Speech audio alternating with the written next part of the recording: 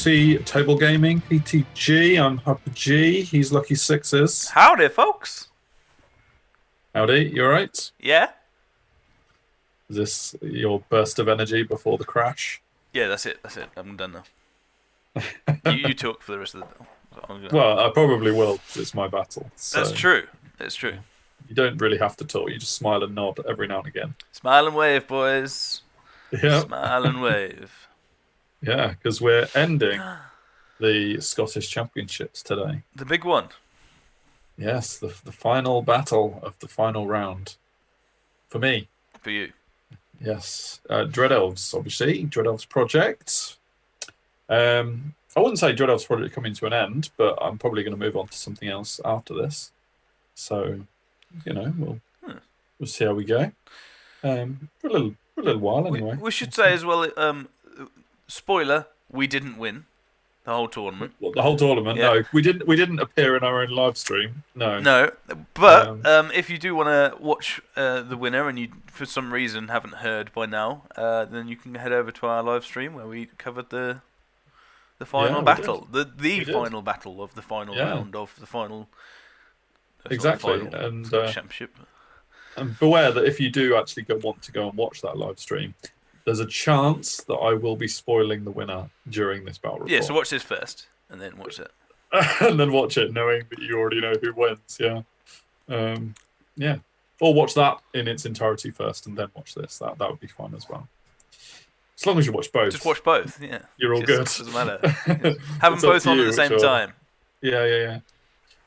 So my opponent in round 5 was Frank Richings, I believe his name is. Frankie. And Frank was going through a rather dramatic life change during round 5. He was moving, not just moving. He was emigrating. I can't remember where to now. Was it Germany? Croatia? No, it might have been Czechia. Europe. Is that making us? Maybe if Frank sees this, he can put it in the comments so people know where to find him.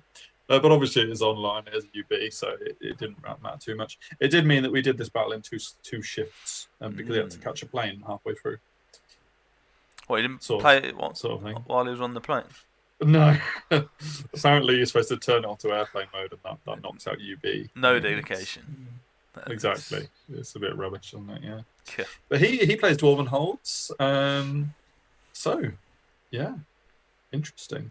I'm 2 wins, 2 losses at the moment in this tournament. How many points was I on? 37, I think, going in start of this. 37 I was. So, obviously looking for that magical 50-point mark. So a 13 victory would get me that magical 50 point, which I would be delighted with, especially after starting with 2-1-19 results. So looking for a strong finish, really. Obviously we are still at 5,000 points. This one, Counter Thrusting King of the Hill, which we saw with your battle. And same map, obviously. So yeah, were the King of the Hill choices different? We'll find out in a minute. My list, Kuloth and Krasnar, still the main features. Who's been the best so far? Who's been the best? Out of them two, yeah. I don't know. I can't remember. Well, last round, one of them got killed by a breath weapon, didn't they? So that wasn't ideal. That sounds like classic Krasnar, to be honest. Yeah, maybe. I can't remember which one it was. Yeah. That's classic Krasnar. He's got previous, has he? Yeah, oh yeah. Okay, fair enough. Yeah, always dying to breath weapons. It's his thing. It'd be like Suicide. Always dying. Absolutely. That's his thing.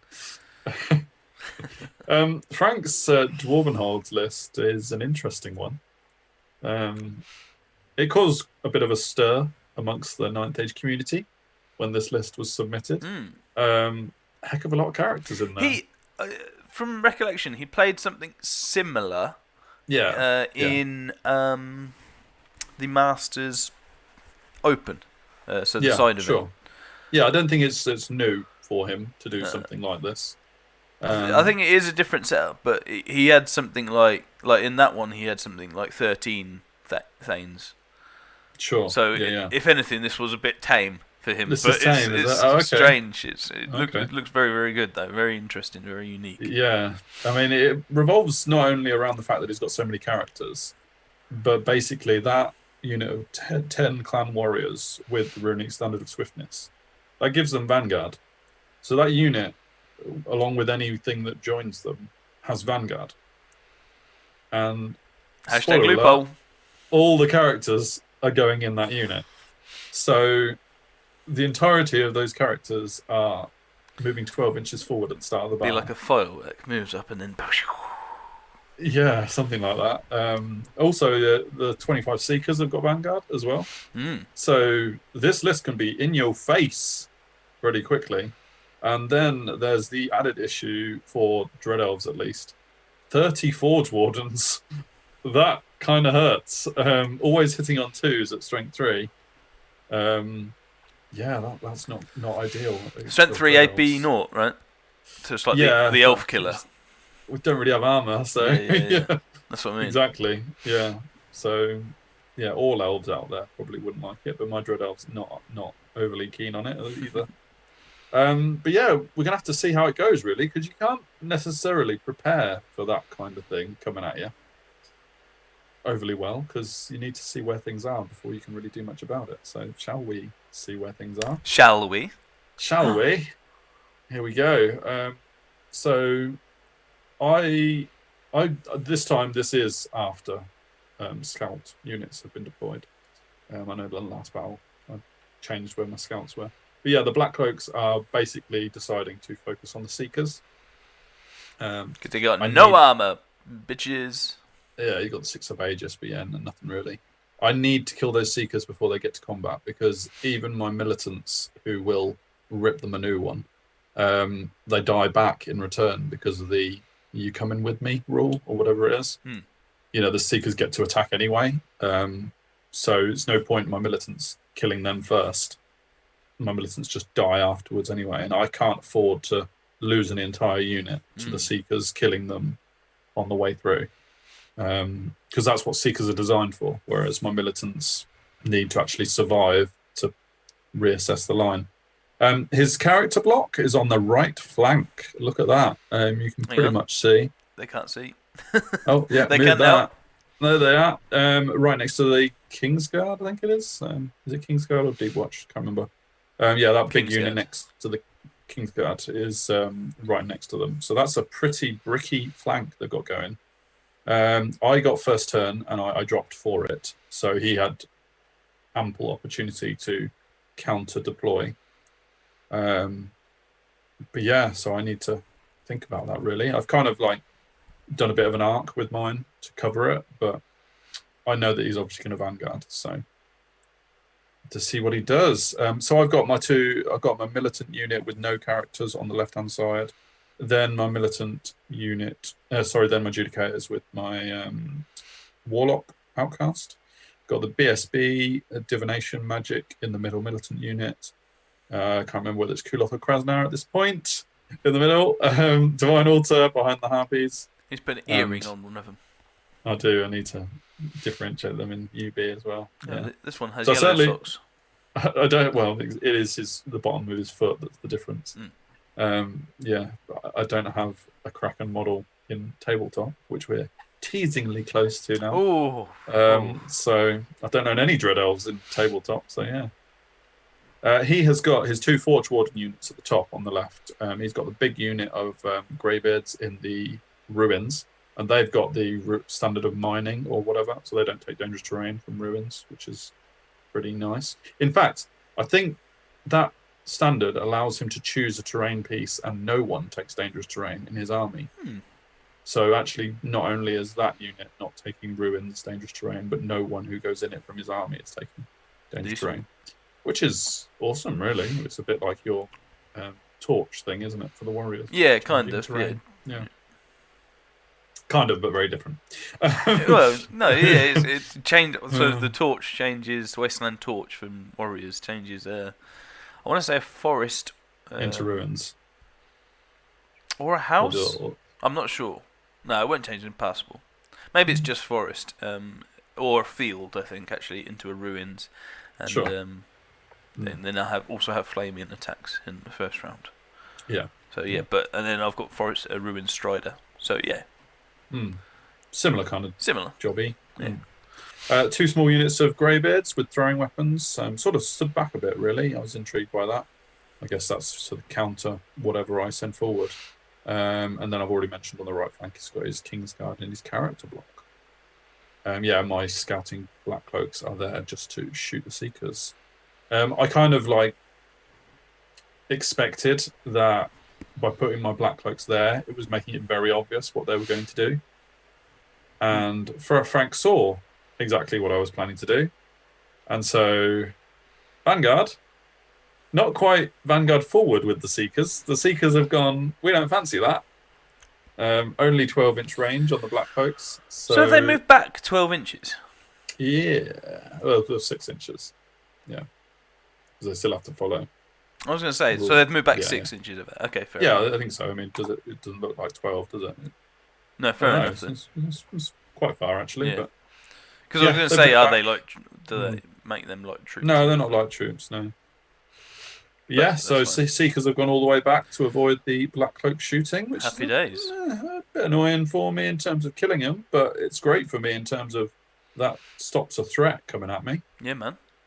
Speaking of threats coming at me, though, that character block is on its way through the forest.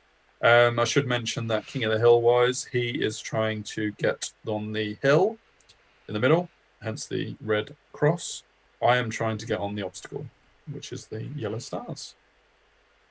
So not like your battle, where we've chosen the forest and hill. We've gone for something slightly different. Yeah, I mean, that Vanguard with the characters is a problem. So it's interesting that he chose the one on the middle. Because for him, the forest would be much better. Yeah, because he's got 2 scoring units over there, and one of them's Kingsguard, and one of them's his character block. And just to get you away from it, is it? Yeah. Whereas his Forge Wardens probably don't really want to be moving, and he's only really got that Greybeard block in the ruins. I don't know. Yeah.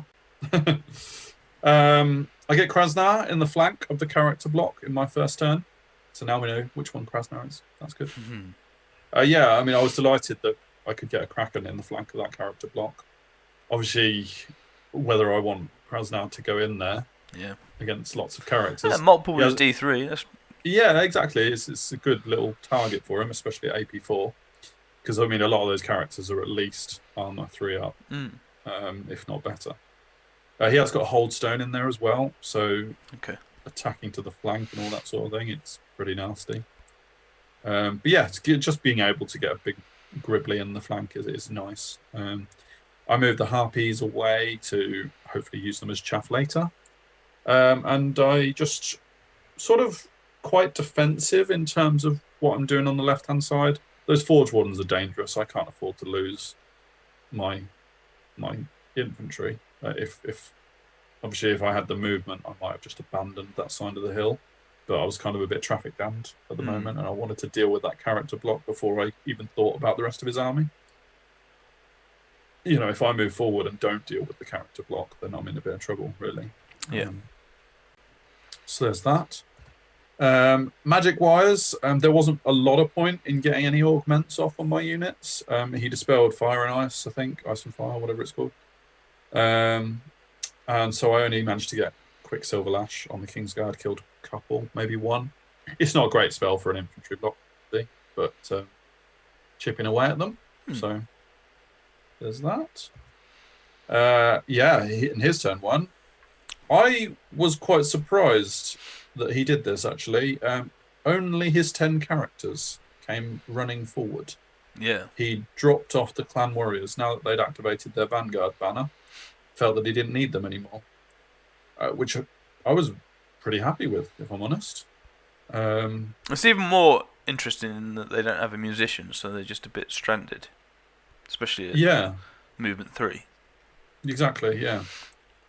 I mean, obviously that 10 character block is nasty, and they can deal the hurt. but yeah, he abandoned his rank bonus, and also the holdstone isn't massively useful when you're only 2 ranks deep, because you're already getting all your attacks in the front. If anything goes in the sides, they've already got all their attacks in the flanks. Yeah.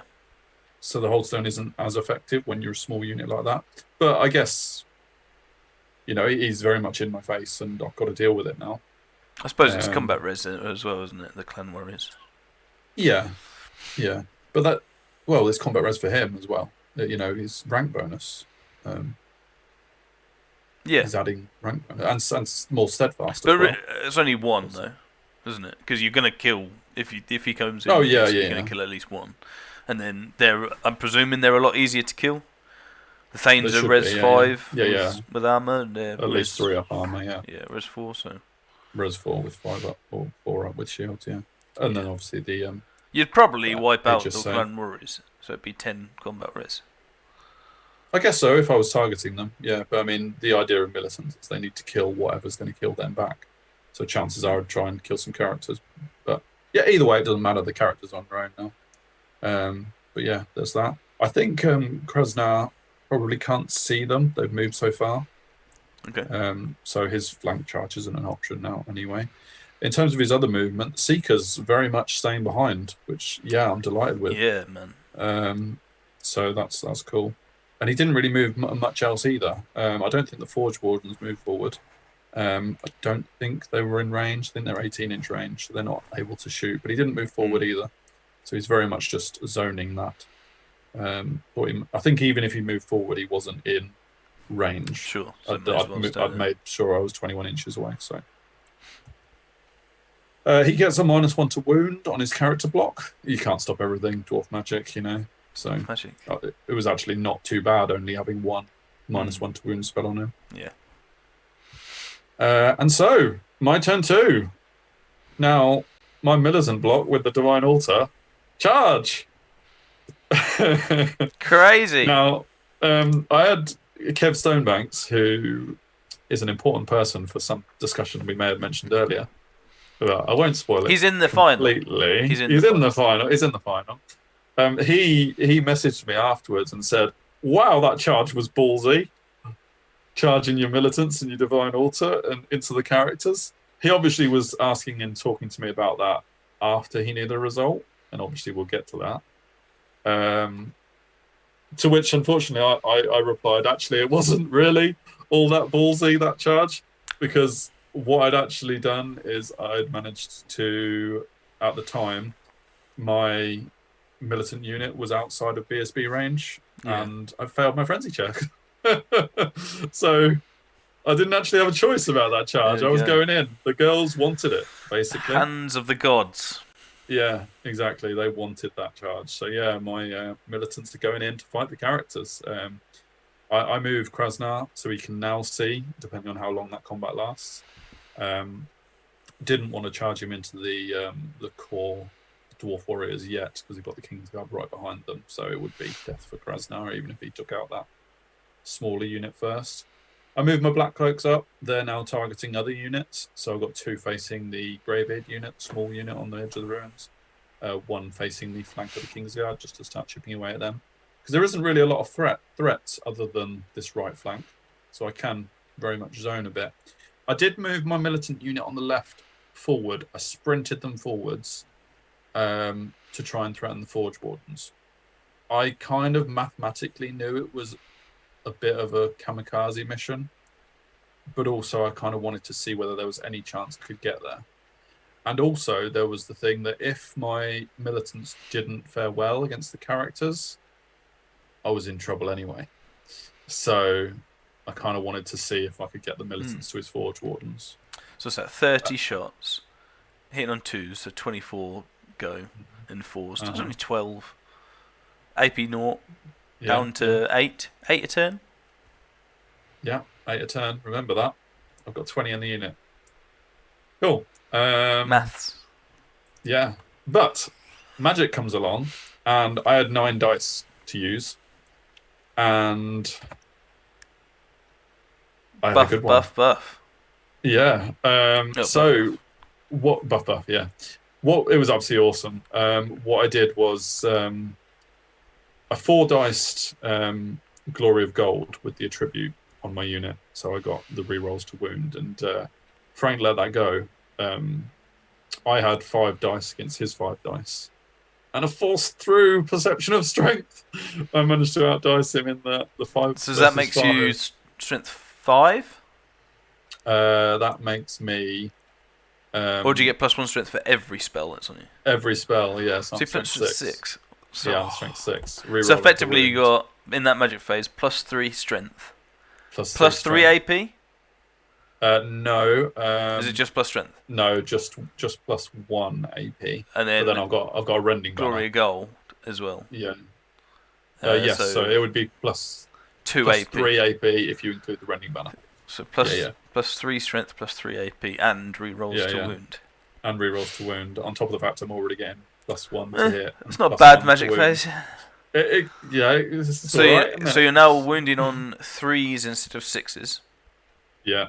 You were always hitting on 3s? Yes, because of lightning reflexes. Yeah. He's got a few parries going on. Well, you're +1 anyway, so 3s. Yeah, +1. Yeah. So hitting on 3s, wounding on 3s. Yeah, I've got battle focus as well. Battle focus. Don't forget battle focus. Plus. Yeah. So AP3. Yeah, level. And high agility. Goes as well. First. Yeah. Also the temple legate that I've got there means that if he's got any 3-up armor saves, they have to be re-rolled if they're successful. The only thing you've got to allocate, so you've got to be risky. Yes, I've got to actually work out how many my girls can kill with each of their attacks. I can't just roll dice and say, "Oh, great, I've done this many wounds, so I'll take 3 off there, 3 off there, or anything." Yeah. So there is that, definitely. But they're -1 to wound still. They have got -1 to wound on them, yeah. So obviously they are, but they are -1 res because of my divine altar. So bet to 3s. So yeah, and then ruthless efficiency gives me +1 to wound as well. So yeah, I'll tell you what. When we did this combat, which obviously so and rerollable. So shit the bed. It's crazy. I'll tell you what. When me and Frank actually did this combat, and I appreciate I'm zooming forward a little bit, the amount of time it took to actually figure out what I was hitting and wounding on was incredible. It really was incredible. And there was a lot of like, no, you're not doing that. Yes, I am doing that because of this. Oh, but no, you're not doing that because of that. Yeah, no, I am. And stuff like this. And it didn't get hairy anyway, but it took a lot of... We start on this. But I'm parrying. But I've got lightning reflex. Exactly. Yeah. But I've got -1 to wound. But I've got your -1 to res. Exactly, yeah. It was crazy. It was crazy. There's a lot going on in this combat to come. Yeah. Bit of rules tennis.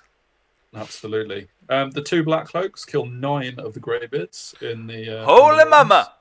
Yeah, which kind of is a bit annoying that they didn't kill 10, but I'll take 9. Because that's pretty good. That's what you get for splitting your shots. Absolutely, yeah. I should have... Not focus firing. I actually couldn't have all 3 there. I couldn't fit them all. So that's my reason why. But I did kill a couple of 3 Kingsguard as well, which is really good with 12 shots. Holy moly. So that's nice. Death by AP naught. Yeah. So let's check out this combat, baby. So he's got the king in there who does multiple wounds D3. So he was using that to attack my divine altar. My divine altar does have a 5-up Aegis. So the wounds on the divine altar are pretty much from the king. But it survives because it's got 2 wounds left. It's got 6 wounds, which is really nice. I have killed 4 characters, which is amazing. 3 HP each. Yep. Yeah. I think I've also done a couple of wounds to a BSB and a runesmith, but I can't remember exactly. Okay. But I also, one of the characters I killed was his general. So there's points in that. BSB is still alive. And he kills a fair few of my militants back, but obviously not as many as he could have done had he had those other characters. The characters that would only get, in the second rank, would only get 1, wouldn't they? Yeah, they only get 1 supporting attack. So really, he is almost at full potential, really. So that's why he's able to do 4 wounds to the divine altar and lots of kills on the militants. But yeah. So you did at least 12. He did 14. Yeah, exactly. But I've got you rank both got a bonus banner, and but charge. you've got rank bonus and charge. Yeah. So either it's a push or no one breaks. Conclusion. Cool. So yeah, there's that. It goes into his turn. Actually, by the looks of it, no, it's still he has lost 4 characters. This time he gets 2 lots of -1 to wound off. That's an ace in it. Drop volley. That's an ace. Drop volley. The rules tennis. Well, exactly, because it means we have to reset our Yeah. entire discussion because Right. it's all changed now. And also, I haven't got ruthless efficiency anymore. Advantage. So I'm not +1 to wound on my wounding. Oh, is it So only first round of combat? only the first round of combat for Okay, that. I know, well how then- weak is that? It's so underpowered, yeah, isn't right. it? Yeah. Yeah. It's like it needs a few extra rules to I think really so. make it OP. I think if you give him hatred as well and maybe something else, yeah, I think that would be good. So yeah, this combat is completely reset now with those 2 changes. Yeah, still with the reroll to I think wound, I'm though, so. wounding on 5s now instead of 3s or something like that. But I am still strength 6, so Yeah, I'm still strength 6, but I've got -2 to don't wound. forget that. But I've Yeah. got rerolls to wound. Yeah. And you is he still Not -1 res? +1 to win. He's still -1 res He's because the still Divine Horse is still -1 alive. res. Yeah. So he's So- res so 4. I'm -1 res as well. You're so, res 6, -2 to wound. So 4s? Rerollable? Yeah. 4s or 5s, can't remember. Yeah. So, how many militants did you think his 4 Dwarves would kill in 1 round of shooting? I think it Said should be 8. 30 Yeah, shots, well- down to 24. Uh-huh. Wounding on 4s, down to 12. You've got 5 up armor. 5 up armor? No, 6 up armor. 6 up armor. Oh, well more than 8 then. So 12 to 10. Okay. 18. 18. 18 he killed. Strong. That's strong. That is strong. Yeah. Although, ironically, I forgot to take my 6 up armor save. Oh, well, they should have been 12. That made so much of a difference, didn't it? You know. But yeah, it was brutal. And had I known that the character versus militant combat was going the way it was, I never would have got into that firing line at all. I totally would have just moved behind the hill and said, I'm not going near those Forge Wardens. But hindsight and all that. So, as it happens, that militant unit is not getting. But to they those always Forge hit on Wardens. 2s regardless of cover. Range. Right? Yeah, exactly. Yeah. So All we even need to if do is you, to be able to see them, yeah, I think that'd been real difficult to get out of sight. especially with me deploying first, it was really tricky Yeah. once I'm in that situation. But the good thing about them taking the hit is my Judicators could get into that position to threaten his army without being shot themselves, because they've only got 1 better armor. So, but he had to choose the militants, because if the militants get closer to the Forge Wardens are in trouble. So he couldn't have chosen my Judicators really. And now they're not. And now they're not a threat at all, Yeah. because that's quite a long charge, and he'll get stand and shoot. So.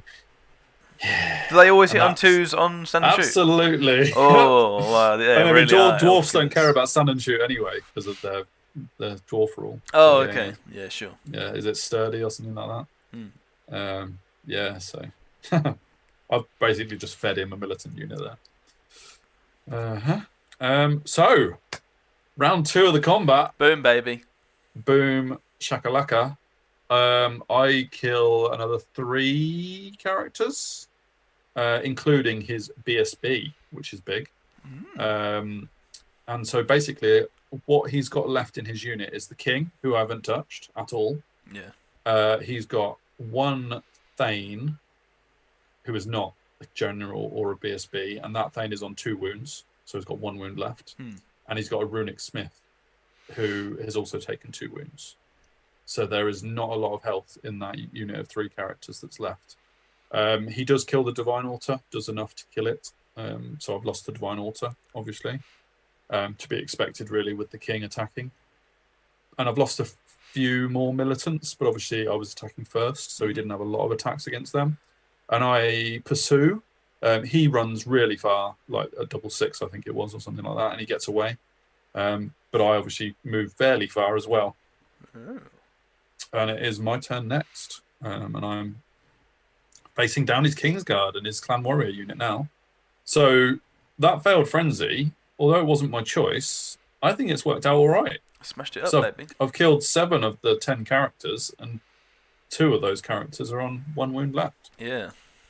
So yeah, I'm delighted really with how that's gone. I And think I you haven't needed lost. all of that magic to go off, though, as I well. needed both of those spells off You definitely 100%. needed If that. that 5, I mean, I had to, like when you've got 5 dice in your hand for the magic space, it is a risk rolling all 5 because you can miscast.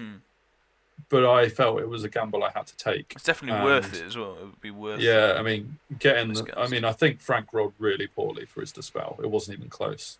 And obviously I didn't roll a miscast, so that was awesome. So it was a gamble I had to take, and I think I needed it in order to make that combat happen that way. Yeah, man. Yeah, but I definitely had Kev saying afterwards, that was a ballsy charge. What I mean, it worked out all right, but it was a bit scary. And I was like, yeah, I didn't actually make that decision, mate. Interestingly, what would you have done? Not a clue. What were you thinking of? It didn't matter because Frenzy was the first thing I had to do in my turn. Sure, so I honestly didn't get much of a chance to think about it. I was like, oh man, this is a tough decision. No, I've got to roll Frenzy anyway. Oh, I failed it. Right, there's my decision. Done. So I didn't give it much thought. You're happy. Because of that. Happy for exactly. Yeah. Start on the left side of my turn 3. I move the militants back. They're still in shooting range because they move so forward, but they're not getting close enough. Even if I move them right up close to the Forge Wardens, he's going to kill them anyway. Yeah. It's not even worth a long charge to get the stand and shoot, so that unit is dead. My Judicators move off the hill, scared for their lives, because they are going to do much better. So yeah, they are really not threatening that hill or the Greybeards in the ruins now. Kuloth holding the centre. I've moved my Black Cloaks round the back of the Kingsguard because I kind of feel like now that the characters are dealt with, I need to start killing the Kingsguard.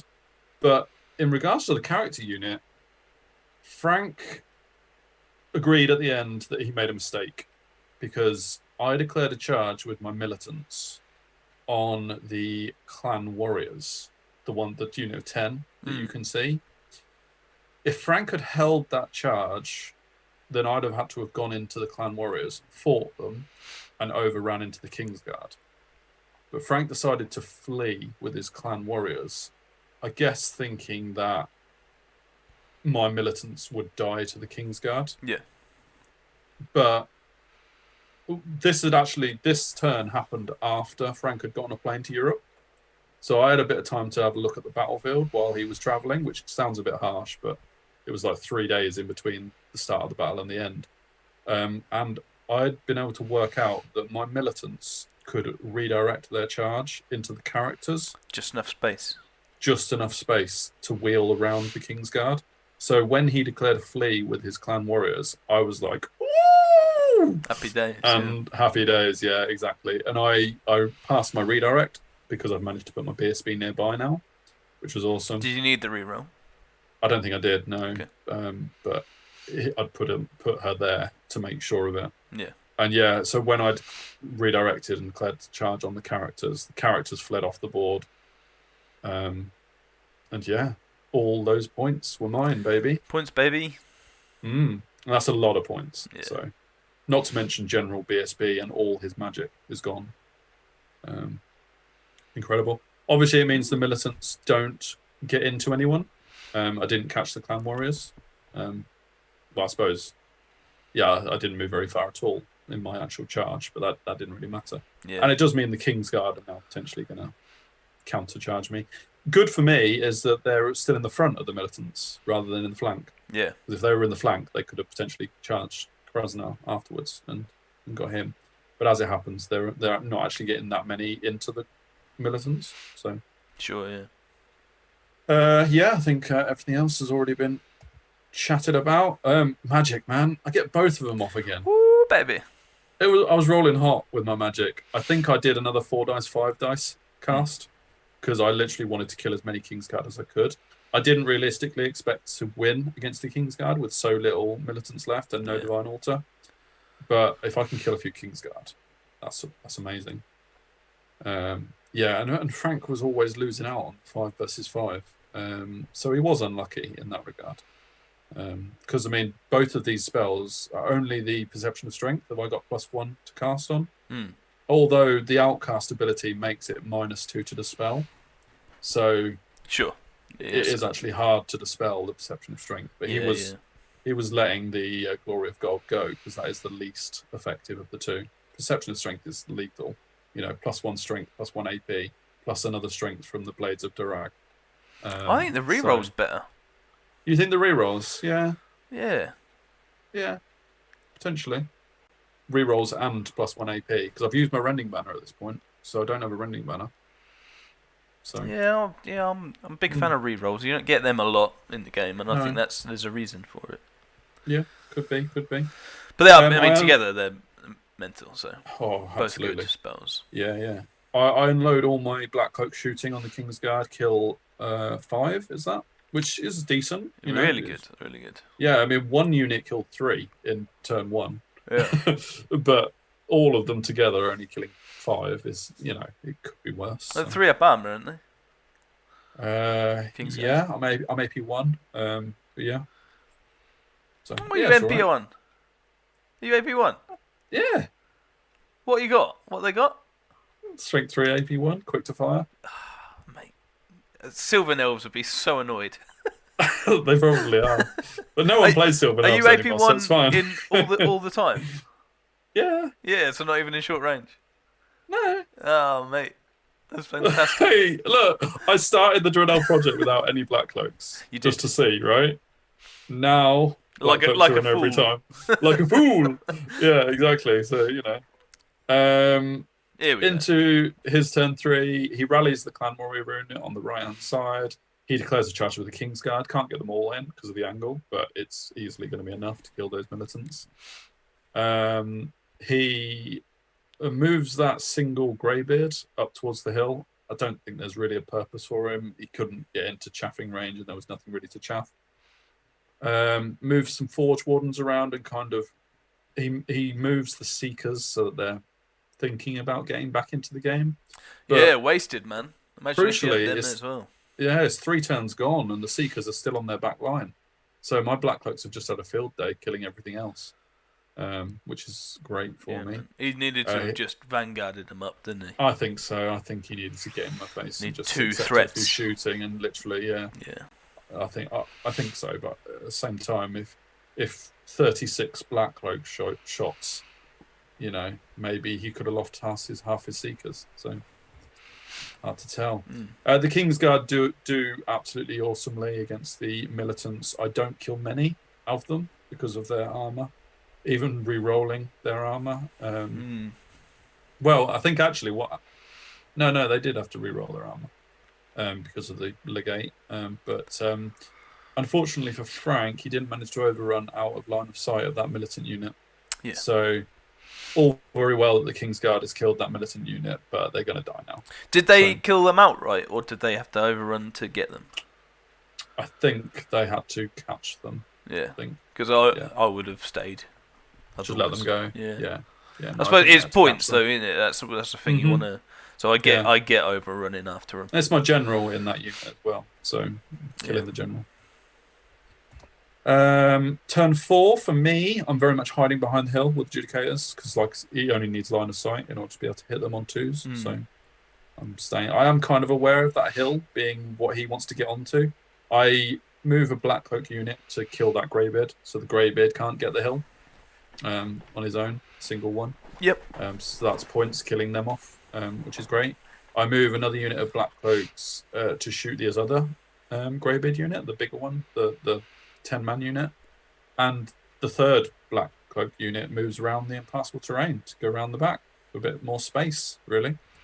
Krasnar charges the small unit of Clan Warriors, and they flee quite a long way, actually, but that's fine because, they're out of the way. And I actually move my Harpies up so that they can... what I plan to do is I plan to charge again with Krasnar when they rally, and then my Harpies can flee them off the board. Sure.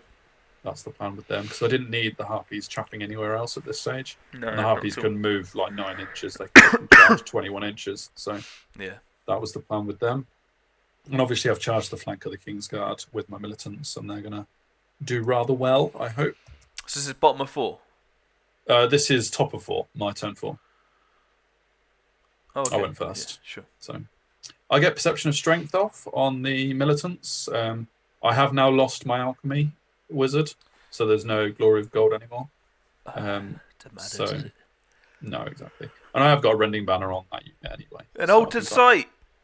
Altered sight on the black cloaks. Yay! Your favourite spell. So yeah, best. get that off to help a few more help them greybeards go down. Yeah, love it. Yeah, it's not even close. I run down the Kingsguard. I do have to run them down as opposed to killing them all. Because I didn't actually have a lot attacking them because he only had 2 ranks. Okay. So I only had 4 files of mine actually attacking. So I didn't kill them all and I had to run them down. But I did. And crucially, with this being my turn 4, I need to get a scoring unit back for that obstacle. So I didn't actually run that far, which is quite important, really. Yeah. I guess you would have had 15 inches, though. Yes, exactly. So, yeah, Swift Reform 5 and then a March of 10. Yeah.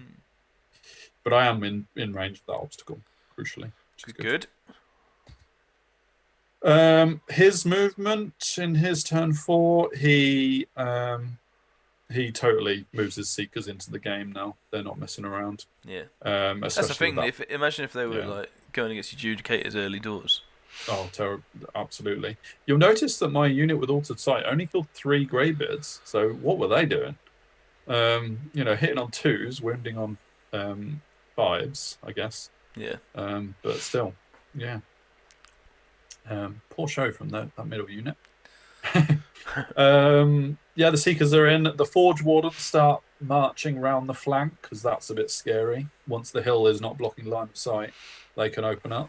Yeah. His big unit of Forge Wardens is now looking at the Black Cloaks, even with Skirmisher. Doesn't matter because they're hitting on 2. What's their range? 18 inches. So that unit is in trouble in the middle. That unit did manage to kill the Greybeard off, the single Greybeard off. So which is important. Yeah, exactly. It's points. What I should have done in my turn 4, in hindsight, is I should have moved Kuloth, my Kraken in the middle, to the left-hand side in my last turn. Because even hitting on 2s, they would have been wounding on 6s, the Forge Wardens. So actually, if I'd have got 1 Kraken, or maybe even both of them, on the left flank, I guess that Krasnar was too far on the right to make a difference at this stage. And he charged, could have. Exactly. But Kuloth could have blatantly been on that left flank and threatening those Forge Wardens for a long time. The fact that I'm only thinking about it turn 4 is way too late. His big Forge Warden unit takes off unit Black Cloaks. I don't think I was close enough to have any panic issues. Well, nothing panicked anyway. So the militants don't care. They're frenzied. And the other Black Cloak unit wasn't within 6. I don't think the Kraken was worried either. Oh, I've just double moved on. There you go. Click. Right. I chaffed the Seekers with the Harpies. The Krasnar, he rallied and he decided to hold the charge against Krasnar, hoping that I would fail. I think it was a 9 or a 10 charge. Okay, yeah. But Krasnar was up for it with Swift Stride and he went in. So that's awesome. It meant that I didn't have to use the Harpies to do the charge off the board. And I could move the Harpies to chaff his Seekers, which is great because obviously now the Seekers are a problem. This is turn 5 though, so very I only need to keep them out of the game for 2 more turns. They're not scoring, so the Seekers are not a problem. So I just need to steer them away from that obstacle, really. And I've still got that Black Cloak unit, which I move backwards out of Forge Warden range so that they can be chaffing turn 6, is the plan. Adjudicators are still just chilling off the hill, and the Black Cloaks around the back are moving to shoot at that Greybeard unit again. That's that. In Magic, I do Ice and Fire on that Greybeard unit just to try and get rid of it. I want the points, and I want them gone, so that they can't get in my way. And also get stuff. Yeah, exactly. I also get Altered Sight on the Black Cloaks again to give them a second try. Unity and Divergence. I put a 5 of Aegis on my Adjudicators just to make sure that those Forge Wardens don't go mental on them. Because I need my Adjudicators to be at full strength if I'm going to have any chance of holding the hill. Because he's got a lot of scoring units. Those 3 units, Forge Wardens and Greybeards, with March 9, they can easily get onto that hill and draw the objective, or potentially win it if I don't get the objective, the obstacle. So I do manage to kill the Greybeard unit here, so that's points, which is good, and they're out of the way at least. So that was good. In his turn 5, he moves his Greybeards. Instead of going for the hill, he moves them to throwing weapons, the Blackcloaks unit. Okay. Which I was happy with, because it meant, in terms of scoring for the hill, I was now only dealing with those Forge Warden units. I mean, I am still at number 2 to 1, and I don't really want to put the Judicators on the hill too early to get Forge Wardens shooting at them. Yeah. But he's only got one more turn after this, so... Yeah, that's perfect, really. Because they're not anywhere near the points, and they're not really doing anything for the rest of this game, so that's exactly. So there was that. The Seekers charged the Harpies, of course. You'll see that Krasnar absolutely decimated the Dwarf unit, the Clan Warriors unit on the right-hand side, and literally overran and caught them. So that was all good. Good Kraken. Anything else on this? Shooting-wise, he only kills 5 of them with his throwing weapons, which is beautiful. It means I can run away with half my points. Yeah. Because throwing weapons aren't that high range, so I can actually move 10 inches, and unless he wants to really follow them, which he can't shoot with, he can only move 3 inches and shoot. But if I move 10 inches away, I'm actually out of throwing weapons range. So. All right. Fair play. You okay? Yeah, I was just thinking. What makes what would you need for stand? Is it light troops you need to stand, march and shoot?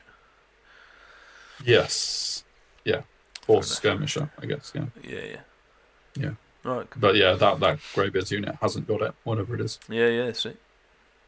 He opens his Forge Warden big unit on Kuloth, only does 1 wound, and that just demonstrates why I should have had a Kraken charging that left flank. Yeah, really. That whole unit. I could have literally dealt with that whole left flank with a Kraken or 2, I think. Really. But you went first, didn't you? So I went first. I couldn't predict where they were going to go. Yeah. But it does mean that because my Blackcloaks were out of range, I've got a Blackcloak unit to stand in front of his Seekers next turn. So, and Kuloth's still around as well. I was never thinking about charging Kuloth or the Judicators into the Seekers, really, because I don't need to. That's a bad move, bruh. Yeah, I mean, I am up on points, so if I can draw the objective, then I will get the win. So I don't need to go throwing my Judicator points or my Kraken points away at this stage. Yeah, man. Turn 6, though, for me, I really try and find a way to stop the Forge Wardens getting on the hill, the King of the Hill, if I can win the objective, obviously. I tried so many times to swift reform the Judicators and move them to where my Outcast is now standing, on the corner of the hill, basically, to stop the small Forge Warden unit from getting onto the hill. I just couldn't do it. If you look at where the Judicators were, because they have to swift reform on the centre, and then they only had 5-inch movement, they just couldn't quite stop anything from getting on the hill. And even now, I'm looking at it and thinking, maybe there was a way if I did something really Yankee with their formation, like went 15 wide or something like that. Yeah, actually, yeah. Maybe I could have done it, but at the time, I just couldn't work out how to do it. And as a result, I went with plan B, which was to put my Outcast onto the edge of the hill. Now, obviously, she stops them moving onto it with their 9-inch move, but what she doesn't do is stop them charging her and overrunning onto it if they can kill her. And I don't have a turn to countercharge. So that is the only way he can get onto the hill now, because Kuloth moves up and blocks the big Forge Warden unit, so they can't get there. And my Blackcloaks have blocked the Seekers. So, meanwhile, my militants are on the obstacle. So I have drawn the objective. It's all now about trying to hold it, really. Get the win rather than the draw. He dispelled Ice and Fire on his on his Forge Wardens. I was basically just trying to reduce their numbers to give them less chance of killing my Outcast. She has got 4 pages, so there's a chance that she can actually suck up a few a bit of damage when they charge her. That was the thinking, try and kill a few of them before they attack. But unfortunately not. He can't shoot her because he won't get on the hill if he does that. So it is all about the combat. I didn't have a very big magic phase, but I was not one to complain about that after my earlier phases. Yeah, so. Into yeah, this is combat basically. Afterwards, he charges in his turn 6. I hold, obviously. We do the combat. I save all of my Aegis saves or whatever. He doesn't wound her at all. But she just loses on combat rest. Charging a rank, right? Yeah, she didn't kill anyone. She has, I think, 2 attacks, maybe 1. I didn't kill anyone. Yeah. So charging a rank, I lost by 2. And she failed her break test because my BSB was too far away for a reroll. There we go. It does mean he gets half points because I can't rally her. Yeah. But she's on full wounds, so it was impossible to get the decimated and fleeing thing. But yeah, that's a shame. It means he gets his unit onto the hill and draws the objective. Sad times. Yeah. And so this is how the battle ends. Interestingly, I think Frank, because he'd had some bad luck with his magic dispelling and his characters had kind of gone poof and he'd made a mistake with his fleeing on the right flank before. For some reason, Frank didn't bother to declare the charge with his Seekers on the Black Cloaks.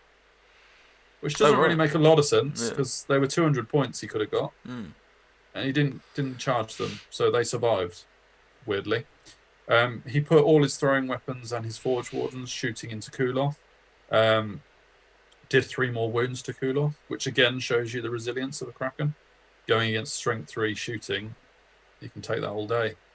He did get half points on the Kraken though, so there is that at least. But yeah, it worked out.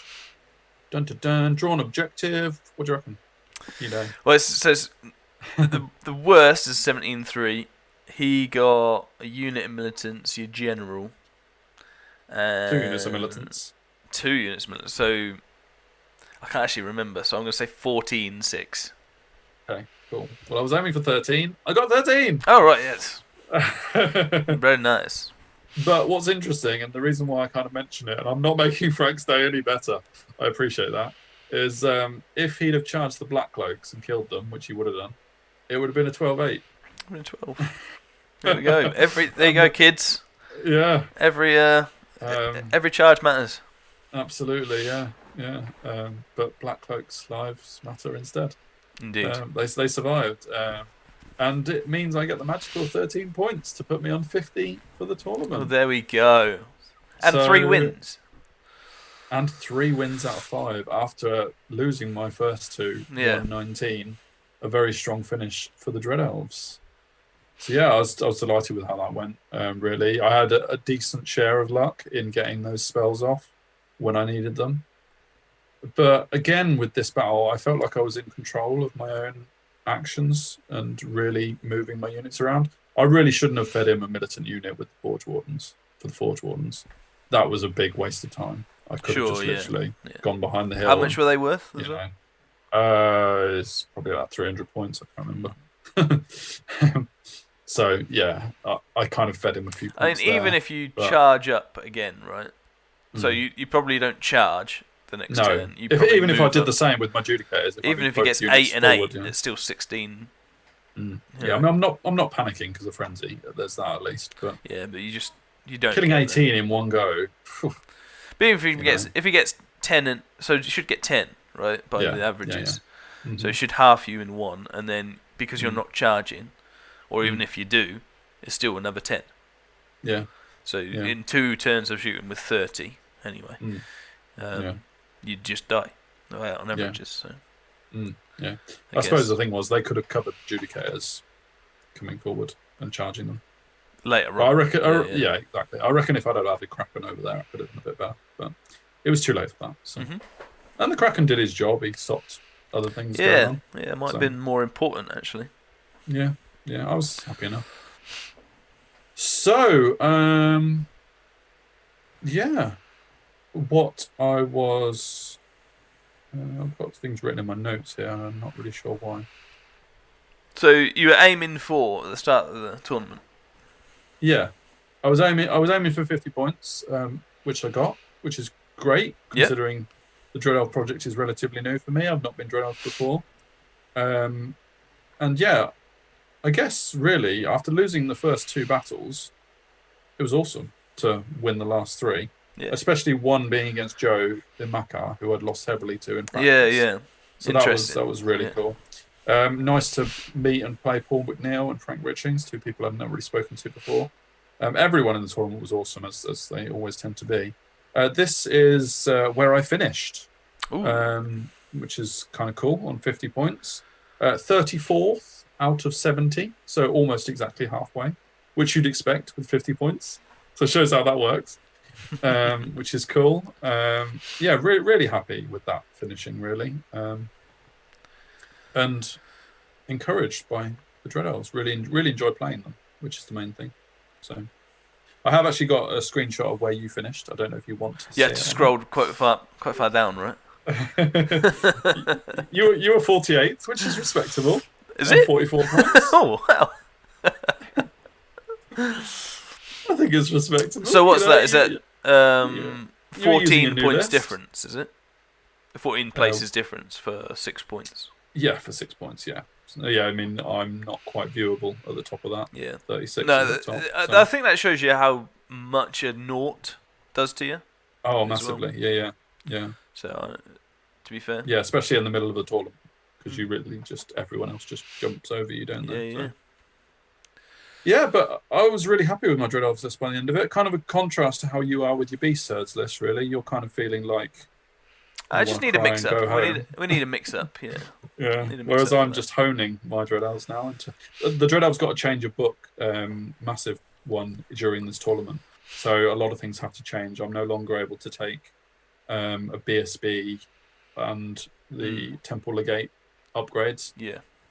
So I've just taken more Temple Legates, basically. Yeah, so I will eventually play with my new Dread Elves list in the future. But for now, at least, that's the Scottish Championships done. Yeah. And an enjoyable tournament. Really. Yeah, very good tournament. Cheers, Ed, for putting it on, and the Scottish lads. There's loads of or you should say there's loads of Madgit Radio content on it as well. Yeah. And I know the Vale, Whispers of the Vale, I think is actually called. Yeah, does a decent amount on it because they're all in it as well. So head over to Wes's YouTube as well. There's so much content, guys.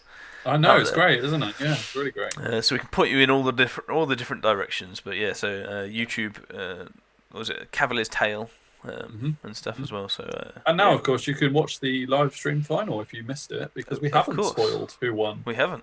All you know is that Kev is in the final with Hugh. Hugh? Who? Hugh. Oh, Hugh. Yeah. Sorry, that was a granddad thing. Yeah. Anyway, lovely. Yes. So yeah, go and see who wins, and don't forget to give us some comments. Let us know your thoughts on the Dread Elf list. Obviously, you kind of could have done that on the Beast Herds, but feel free to comment on them here as well. No problem. And we go into a team tournament next, don't we? We do, where we share a spot. We do share a spot, yeah. Kind of. Sort of, yeah. Yeah.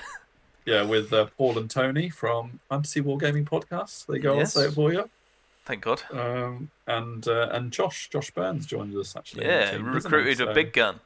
Yeah, We've got a big boy on our team. Was he the Masters Open winner or not? I can't remember. Yeah, I think so. With his Silvermans. We keep on saying he won that, and maybe he didn't. I'm pretty sure. I'm like. You think he did? I'm like 40% sure. I'm pretty sure.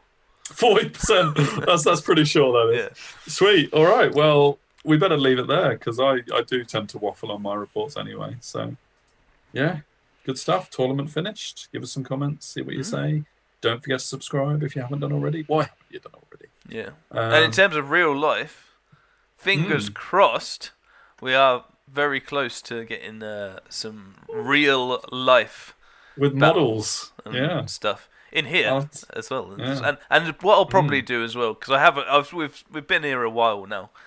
I'll probably, once I've got this all fixed up, because you can see some of the models and stuff like that, I'll do a little video on the new man cave for anybody that's interested in seeing it. As well, so. Yeah. And I might actually see you for the first time in I know, right? 6 months. Yeah. I think I've seen you, 4 times in 15 months. I can't remember what you look like from the shoulders down.